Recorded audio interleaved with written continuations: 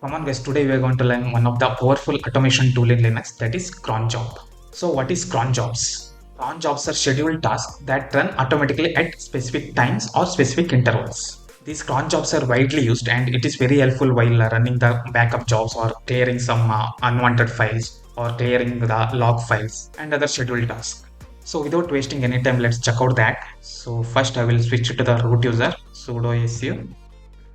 So first I will run a command called as date. It will show current date and current time and other things. So December 31st, and this is the current time and it's showing in UTC timestamp. Now let's create a cron job. For that we have a command called as cron tab -e. E means edit. So this is the cron tab editor window. Here we have to add our automation tasks. First press I for insert mode, then I can add an automation task here. We have specific syntax for adding the cron job. Like we have to add 5 blocks actually. Something like 1 space 2 space star space star space star. Something like this we have to add a syntax. I will explain this later. Then I have to give an actual command, something like cat command or any other command or rm command or running a shell script command. Those commands I have to give once I added this syntax. And now let's check out what is this weird syntax actually means. For this I am going to use one of the website called as cronjobs. So search for cronjobs in your browser, then open cronjobs website. So in this you can see one default syntax here and the explanation here. So 5 4 star star star. So here first block 5 means minute and second block 4 means hour. Then third block is day of the month and fourth block is month and fifth block is week. So if we give this syntax, it will run at 4 5 of every day. Now let's see each of these blocks. So here last block represents a week. For example, instead of star, if I give it is 1, it will run at 4 5 on Monday. So 1 means Monday and 2 means Tuesday. Similarly 6 means Saturday and 0 means Sunday. So by modifying the last block, you can control which day of the week you want to run this particular job. For example, if you want to delete some files every Sunday, then you can add 0 in this particular fifth block. So we are clear about last block now. It represents the day of the week. Now let's see the fourth block. Fourth block represents the month. So instead of star, if I give it as 1, it will run in January. And if I give 2, February. If I give 6, it will run in June. If I give 12, December. So by modifying fourth block, you can control in which month you want to run this particular task. Now third block represents the day of the month or date. So here instead of star, if I give it is 1, so it will run first day of the month. Or if I give 10 here, it will run 10th day of the month. And if I give it as 30, it will run 30th day of the month. So by modifying third block, you can control the day of the month. But if I want to run some job every second day of the month, then I can modify the third block like star divided by 2. So like this, we can add a step values. Or if I want to run this every fourth day of the month, I can give step value as 4. And second block represents the hour. Now you can see the 4 hour. And if I give it as 10 hours. And if I give 17, it is 17 hours. 17 means 5 p.m. So this is 24 hours too. And if I want to run a job every 2 hours, then I can give a step value as 2 here. Similarly, if I want to run it as 4 hours, then step value is 4. If I want to run this every hour, then I can remove the step values. If I don't provide any step values, then by default it is 1. So this will run every hour.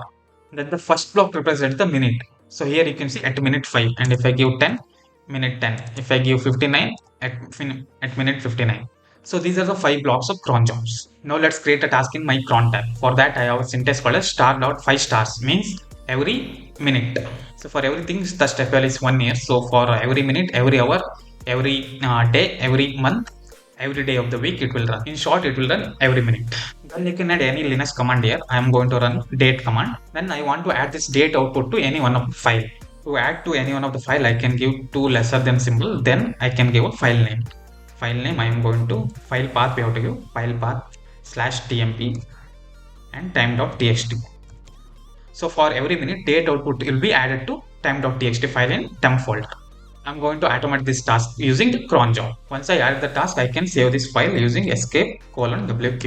You can see the line like cron tab installing new cron tab here. Now after a couple of minutes, let's see the time.txt file. Now let's check the temp folder, cd temp folder, and if I run ls, I have the file called as time.txt. And if I want to see the content of that particular file, I can just run cat time.txt. Now here you can see for every minute it added a 1 entry at 454, 455, 456, 457 and 458. So every minute the date output will be added to the time.txt file. What I've showed is it is very simple use case, but in real world we can automate anything using the cron jobs. Like you can write one powerful shell script, then you can add that shell script to the cron tab. There are other cron tab commands also. So cron tab -e will edit the cron tab, and if I do cron tab -l, it will list all the cron tab entries. You can see there is only one entry here and all others are commands. Now for some reason if the cron tab is not working, then how to troubleshoot that? For that, first you have to check the status of cron service. Any system services status can be seen using the command called as systemctl status. Let's run that systemctl status, then the service name, that is cron. Here you can see the status of this particular service, that is active and it is running and it is working fine. For any reason if it is stopped, we will get the stopped status here, and you can start the service using systemctl start cron.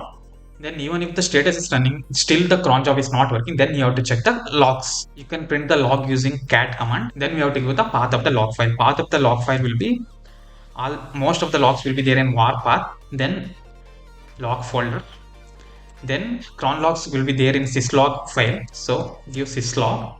In syslog file there will be multiple other logs also, but I want to see only cron related logs. How to filter that? For that I can add a pipe, then filter using grep command. Grep, then cron. Here you can see the cron related log, and if there are any issues, we will see the error in this particular log file. And if you want to delete all the cron tab entries, we have the command called as cron tab -r. Now if I run cron tab -l, we don't have any cron tab for root user because we deleted all the cron tab using -r command. And one more thing, this cron tab is different for each users. So that's it for today. Subscribe and check out other videos too, and keep learning.